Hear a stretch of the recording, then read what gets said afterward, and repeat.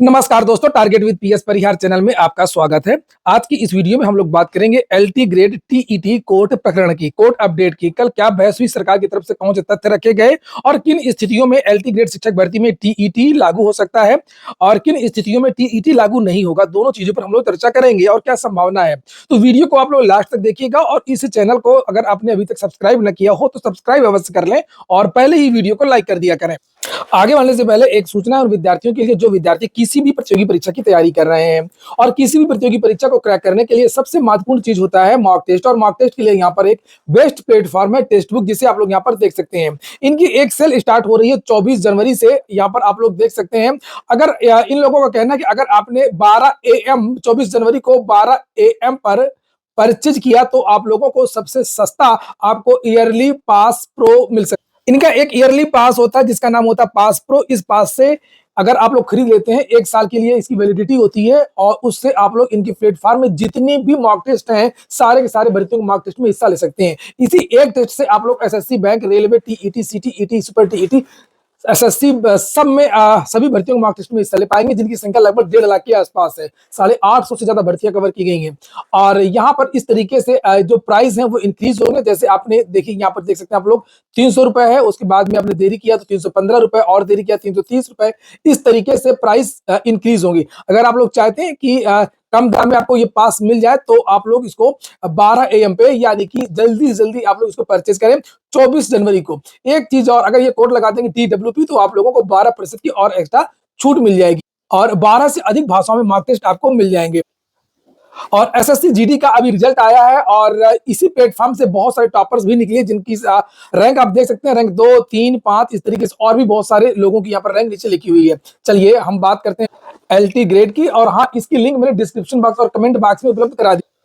चलिए हम बात करते हैं एलटी ग्रेड वैकेंसी की। और कल मैंने इसको लेकर के कुछ जानकारी दी थी शिक्षक भर्ती के एक वीडियो में, लेकिन बहुत सारे विद्यार्थियों ने कमेंट किया। हो सकता है कि वो वीडियो में मैंने बाद में सूचनाएं दी थी, इसलिए विद्यार्थियों ने पूरा वीडियो ना देखा हो। ज्यादातर विद्यार्थी पूरा वीडियो नहीं देखते हैं, आधा वीडियो देखते हैं और बहुत सारी महत्वपूर्ण सूचना जो बाद में रहती है वो छूट जाती है। तो जब विद्यार्थियों को बहुत सारे कमेंट आए तो मैंने सोचा एक अलग से एलटी ग्रेड का वीडियो बना ही देता हूं। तो मैं आपको बताऊं कि कल बहस हुई और कल मैंने बताया था कि जो सीनियर अधिवक्ता थे अशोक खरे वो नहीं आ पाए और विद्यार्थियों के जो दूसरे अधिवक्ता थे संजय यादव और तान्या मैम, इन लोगों ने बहस किया। यहाँ पर विद्यार्थियों के अधिवक्ताओं के नाम लिखे हुए हैं, सिद्धार्थ खरे, संजय कुमार यादव और सीनियर एडवोकेट ये वही है। तो अशोक खरे तो आए नहीं थे और कोर्ट ने सरकार से पूछा कि हाँ भाई डाटा बताइए, आपके यहाँ पे कितने विद्यार्थी, कितने जो शिक्षक हैं जो टीईटी पास हैं और कितने शिक्षक हैं जो टीटी पास नहीं है। तो सरकार और आयोग की तरफ से यही बताया गया कि ये जो भर्ती कर रहे हैं वो कक्षा 9 से लेकर के 10 तक के जो विद्यालय हैं उन विद्यालयों की भर्ती कर रहे हैं जिनकी संख्या 1488 है। और यहाँ पर जिन विद्यालयों में कक्षा 6 से लेकर के 12 तक की कक्षाएं चलती हैं, जहाँ पर जैसे 8 की भी कक्षाएं हैं, इनकी संख्या लगभग 904 के आसपास है। इनसे इन विद्यालयों से हमारा कोई लेना देना नहीं है। उसके बाद में जो विद्यार्थियों के अधिवक्ता थे संजय कुमार यादव, इन्होंने तर्क किया कि ये जो 7466 पदों का अधियाचन आया, 7466 पदों का अधियाचन आया है, क्या ये अधियाचन इन्हीं 1488 विद्यालयों का है कि या यहाँ से भी अधियाचन आया है।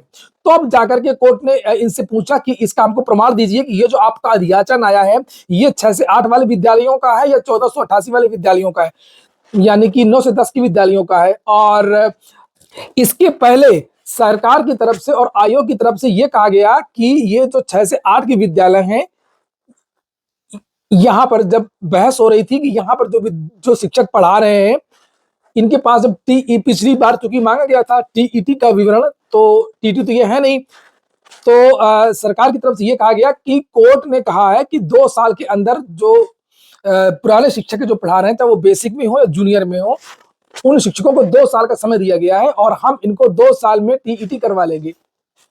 ये बात सरकार की तरफ से और आयोग की तरफ से कही गई। ये कोई बड़ी बात नहीं, उनका ये कहना था कि इनको मौका मिला है और हम ये आगे चल के ये जब भी टीईटी होगा या सीटीईटी होगा ये शिक्षक कर लेंगे और ये यहाँ पर पढ़ाएंगे। तो इसलिए पुरानी भर्ती में ये लागू नहीं होगा और पुराने शिक्षकों से कोई मैटर ही नहीं है।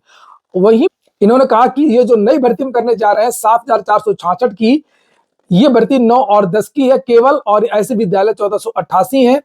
तो अब इसी में अब सरकार यहाँ पर थोड़ा सा फंस गई है कि जो अधियाचन जब विद्यार्थियों का अधिवक्ता ने अधियाचन की जब बात करी कि आप अधियाचन का रिकॉर्ड दीजिए कि ये जो अधियाचन है वो किन विद्यालयों का आया है। अब यहाँ पर ये देखने की वाली बात है कि सरकार के पास पूरे संसाधन होते हैं, पूरी मशीनरी होती है, और अगर सरकार ये सिद्ध करने में कामयाब हो गई कि 1488 जो विद्यालय हैं, 9 से 10 और 12 तक की जहां पर कक्षाएं चलती हैं, और चूंकि 11-12 में तो प्रवक्ता पढ़ाते हैं, 9 से 10 में एलटी वाले पढ़ाते हैं, अगर इन विद्यालयों का डाटा है तो फिर टीईटी लागू नहीं होगा, और सीधे सीधे मामला ये हो जाएगा कि जो पुराने शिक्षक हैं उनको 2 साल के अंदर जो जूनियर में पढ़ा रहे हैं उनको ये करवा सकते हैं, और जो नई भर्ती है वो 9-10 की 2 भागों में डिवाइड हो सकते हैं शिक्षक।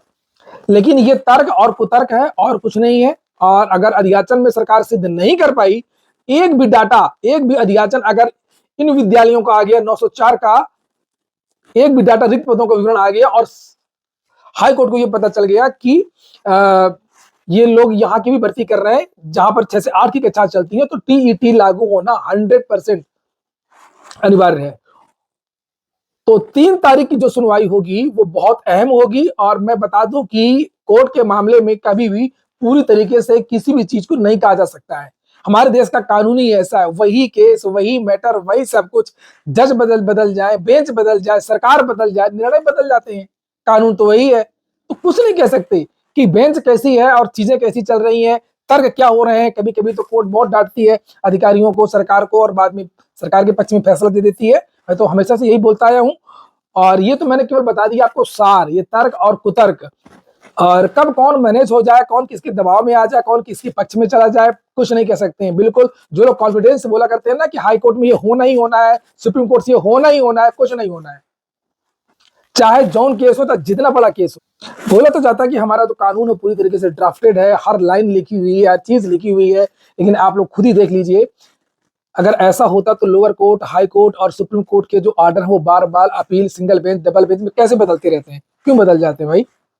तो लड़ते रहिए, हमारी न्यायिक प्रक्रिया है, और हम लोगों का विश्वास है संविधान में, न्यायपालिका में, इसके अलावा कोई दूसरा रास्ता नहीं है, पालन करना ही पड़ेगा। और बस इतना है कि अगर ये भर्ती एलटी में टीटी लागू होता है तो टीजीटी में लागू होगा। अगर एलटी में नहीं लागू होता है, सरकार कामयाब हो जाती है ये सिद्ध करने में कि हम 1488 की भर्ती ही कर रहे हैं, तो फिर ये टीजीटी में भी लागू नहीं होगा। जो चीजें यहाँ पर लागू होंगी वही चीजें टीजीटी में भी लागू होंगी। देखो कुछ भी हो, फैसला पक्ष में आए या विपक्ष में आए, लेकिन आप सभी लोग, जितने भी लोग हैं, टीजीटी की तैयारी कर रहे हैं, पीजीटी की तैयारी कर रहे हैं, या एलटी ग्रेड की तैयारी कर रहे हैं, या एलटी ग्रेड की विद्यालयों में पढ़ा भी रहे हैं, पुराने शिक्षक अगर वीडियो देख रहे हो, तो मैं जरूर कहूंगा कि आप लोग टीईटी को जरूर करके रखिएगा। एक ना एक दिन टीईटी लागू जरूर होगा, चाहे वो टीजीटी की विद्यालय हो, चाहे वो एलटी की विद्यालय। आज के वीडियो में इतना ही। पूरा वीडियो सुनने के लिए बहुत बहुत धन्यवाद।